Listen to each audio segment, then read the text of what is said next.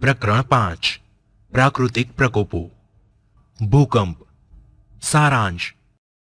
માનવ જીવન ક્રમાનુસાર ચાલતું હોય ત્યારે અચાનક કોઈ દુર્ઘટના બને તો માનવ જીવન ખોરવાઈ જાય છે કે મુશ્કેલીમાં મુકાઈ જાય છે.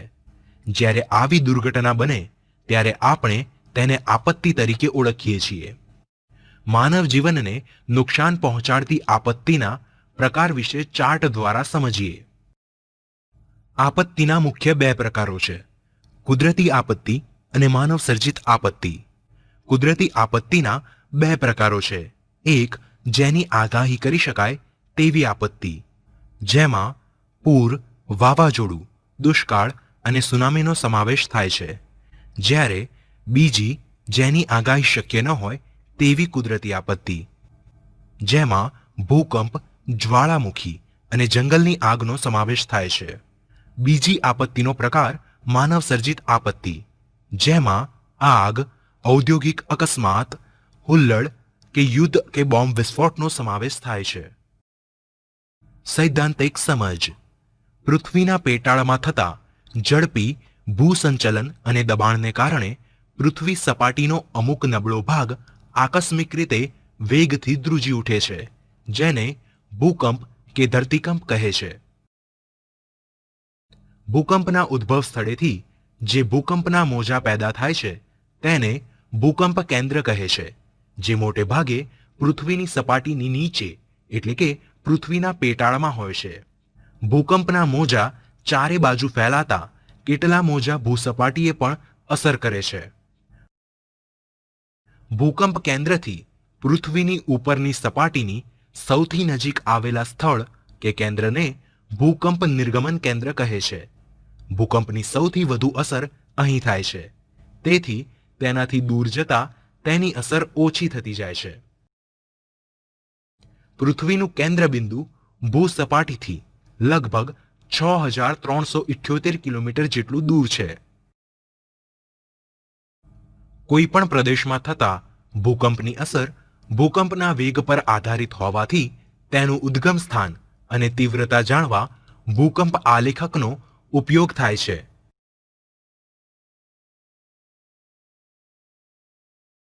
એક, જ્વાળામુખીજન્ય ભૂકંપ. 2, વિભંગજન્ય ભૂકંપ. અને 3, ભૂસંતુલનજન્ય ભૂકંપ. જ્વાળામુખી. સારાંશ. અલાસ્કાના એલ્યુસિયન ટાપુઓ પર આવેલ પૃથ્વીની સપાટી પર રહેલ જ્વાળામુખીનો પ્રારંભિક હિસ્સો અત્યંત દાહક પીગળેલા ખડકો, રાખ અને વાયુઓનો બનેલો છે, જે સપાટીની નીચે હોય છે. જ્વાળામુખીમાં ફેરફારના કારણે બહાર નીકળેલા પથ્થરોથી પર્વતો રચાય છે. સૈદ્ધાંતિક સમજ. જ્વાળામુખી એટલે પૃથ્વી સપાટીના નબળા ખડક સ્તરોમાં પડેલી ફાટ કે છિદ્ર. પેટાળનો ધગધગતો લાલચોળ મેઘમાં વિવિધ કદ અને આકારના ખડક, રાખ, વરાળ અને અન્ય વાયુઓ પૃથ્વી સપાટી પર ધસી આવે છે. મેઘમાની નીચે રહેલા ભારે વાયુઓ મેઘમાને ઉપર તરફ ધકેલે છે અને આ ઉપરના નબળા ખડક સ્તરોની તિરાડો કે ફાટ દ્વારા પ્રવેશેલા પાણીની વરાળ થાય છે. આ જ્વાળામુખી પદાર્થો નીચે પડતા શંકુ આકારના ઢગની રચના કરે છે. જો વરાળ અને વાયુઓનું પ્રમાણ વધારે હોય અને ભૂસપાટી પર સાંકડું છિદ્ર હોય તો ભયંકર વિસ્ફોટ થાય છે. પરંતુ જો વરાળ અને વાયુઓનું પ્રમાણ ઓછું હોય અને ભૂસપાટીની લાંબી ફાટમાંથી પ્રસ્ફોટન થતું હોય તો લાવા ધીમે ધીમે બહાર નીકળી પથરાય છે. માઉન્ટ એટના અને સ્ટ્રોમ્બોલીના વિસ્ફોટો નિહાળનાર અને વિસુવિયસના મુખની મુલાકાત લઈને પૃથ્વી પરના મંતવ્યો પ્રકાશિત કરનારા કિર્ચરે તેની કેન્દ્રીય આગ માટે સલ્ફર, બિટ્યુમિન અને કોલસો સળગવા જેવા જુદા જુદા કારણો દર્શાવ્યા હતા. જ્વાળામુખીના પ્રકારો. 1, સક્રિય જ્વાળામુખી. મેગ્માટિક વોલ્કેનોને વર્ગીકૃત કરવાના યોગ્ય માર્ગ કે જેમાં તેનું સમયાંતરે ઇરપ્શન કરવામાં આવે છે, જેને સક્રિય જ્વાળામુખી કહે છે. દાખલા તરીકે ઇટાલીના જ્વાળામુખી. 2, સુષુપ્ત જ્વાળામુખી.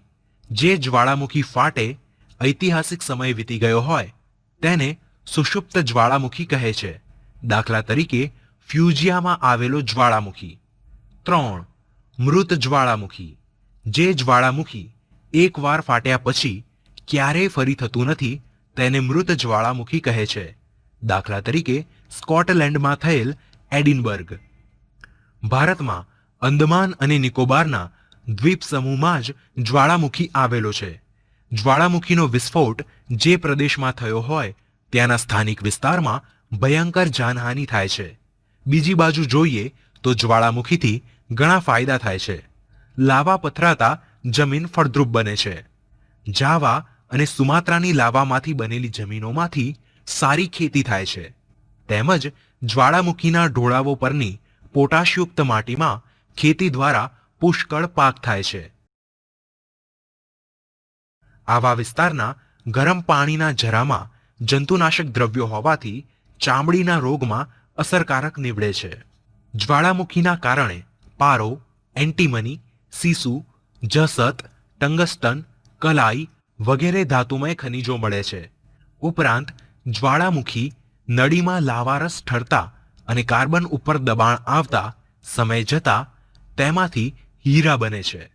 જ્વાળામુખીમાંથી ફેંકાતા વિખંડિત ખડક પદાર્થોમાંના નાના પથ્થરો લાપીલી તરીકે ઓળખાય છે. તેને મનગમતો ઘાટ આપવાથી તે ખૂબ ઉપયોગી પુરવાર થાય છે. જ્વાળામુખી થવાના કારણો: 1. પૃથ્વીના પેટાળનું તાપમાન. 2. પ્રવાહી મેઘમાની ઉત્પત્તિ. 3. વાયુ અને વરાળનો ઉદ્ભવ. અને 4. મેઘમા એટલે કે લાવારસનું ભૂસપાટી તરફનું ઉદ્વહન. સુનામી. સારાંશ. સુનામી જાપાનીઝ ભાષાનો શબ્દ છે. સુ એટલે બંદર અને નામી એટલે મોજા. સમુદ્રના તળિયે ભૂકંપ થવાથી સમુદ્રની સપાટી પર ખૂબ શક્તિશાળી વિનાશક મોજા ઉત્પન્ન થાય છે, જેને સુનામી કહે છે. તે ઊંચા અને અસાધારણ લંબાઈના હોય છે. સૈદ્ધાંતિક સમજ: સુનામી મોજાની લંબાઈ આશરે 700 થી 1600 કિલોમીટર જેટલી હોય છે અને તે ખૂબ જ ઝડપી અને લાંબુ અંતર કાપનાર હોય છે. તેથી પાણી ઝડપથી કાંઠા પર ઊંચે સુધી ચડી જાય છે અને મોટી હોનારત સર્જે છે. જે 11 માર્ચ 2011માં જાપાનમાં જોવા મળ્યું હતું. વંટોળ અને ઝંઝાવાતથી મોટા અને શક્તિશાળી મોજા ઉત્પન્ન થાય છે, જેનો આકાર તોફાન શમી ગયા બાદ બદલાતા ઊંચા અને લાંબી તરંગ લંબાઈના મોજામાં પરિવર્તિત થાય છે. આ મોજા સમુદ્ર કિનારે ઉછાળા રૂપે અને ઉદ્ભવ સ્થાનથી દૂર હજારો કિલોમીટર સુધી ફેલાય છે, જેના કારણે કિનારાના વિસ્તારને ભારે નુકસાન થાય છે. આથી તેને પ્રલયકારી મોજા પણ કહે છે. ઘણી વખત સમુદ્ર કિનારે ઊંચી જગ્યા પરથી મોટો ખડક કે હિમશિલા અચાનક સમુદ્રમાં પડવાથી પણ પ્રલયકારી મોજા ઉત્પન્ન થાય છે. પૂર. સારાંશ. પૂર શબ્દ જૂના અંગ્રેજી ફ્લોડ પરથી આવ્યો છે, જે જર્મનિક ભાષા જેવો લાગે છે. ધી ફ્લડ શબ્દ સનાતન પાણીના કદ વધારાનો ઉલ્લેખ કરે છે, જેનું વર્ણન જીનેસિસમાં બાઇબલમાં કરવામાં આવ્યું છે. સૈદ્ધાંતિક સમજ: જ્યારે નદીની ક્ષમતા ઊંચી હોય અને તેની ઉપરથી પાણી વહેવા માંડે ત્યારે તે માર્ગથી અન્ય દિશામાં અને વાંકી ચૂકી વહે છે, જેના કારણે તે કિનારાના રહેણાંકો અને વ્યવસાયોને નુકસાન પહોંચાડે છે. ત્યારે નદીઓમાં પૂર આવ્યું તેમ કહેવાય છે. બીજા શબ્દોમાં કહીએ તો નદીમાં એકાએક આવતા ધસમસતા પાણીના પ્રવાહને પૂર કહે છે. પૂર આવવાના કારણો: 1. ચોમાસામાં જો નદીના ઉપરવાસમાં ધોધમાર વરસાદ પડે તો પૂર આવે. 2. કોઈ નદી પરનો બંધ તૂટે ત્યારે નદી કિનારા તેમજ નીચાણવાળા વિસ્તારમાં પૂર આવે છે. પૂરના મુખ્ય પ્રકારો: 1. નદીના પૂરો.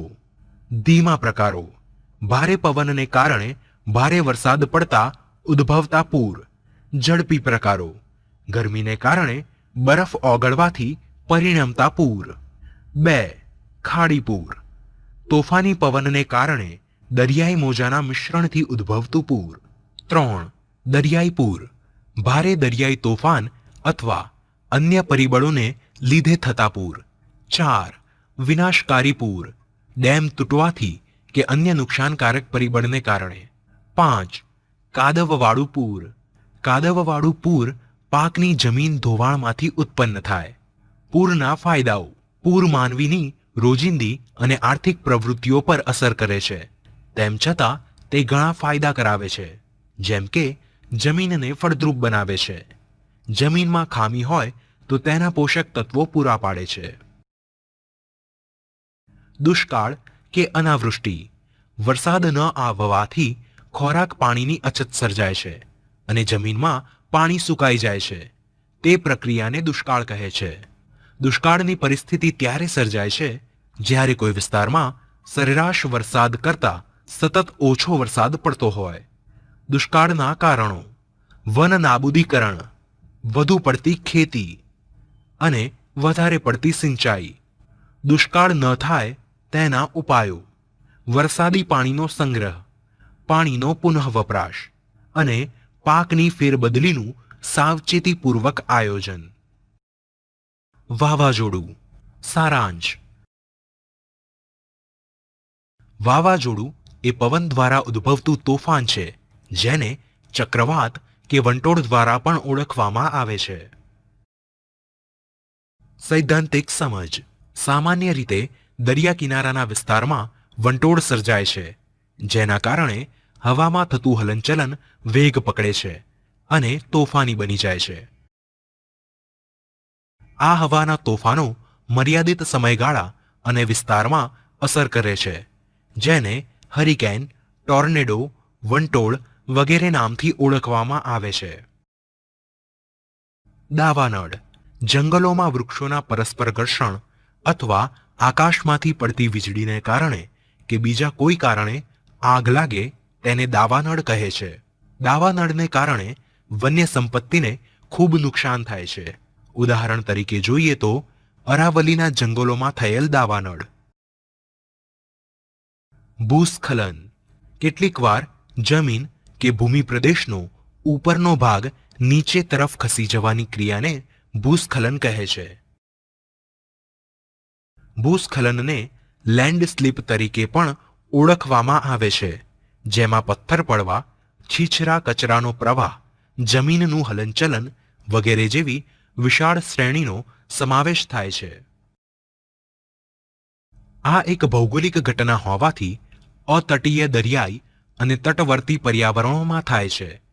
પૃથ્વીનું ગુરુત્વાકર્ષણ ભૂસ્ખલન માટેનું પ્રાથમિક ચાલક બળ છે. કારણો. હિમનદીઓનું ઓગળવું, ધરતીકંપને કારણે ઢાળ અસ્થિર બનવાથી અને જ્વાળામુખી ફાટવાથી. વિદ્યાર્થી મિત્રો, આ પ્રકરણ અહીં સમાપ્ત થાય છે.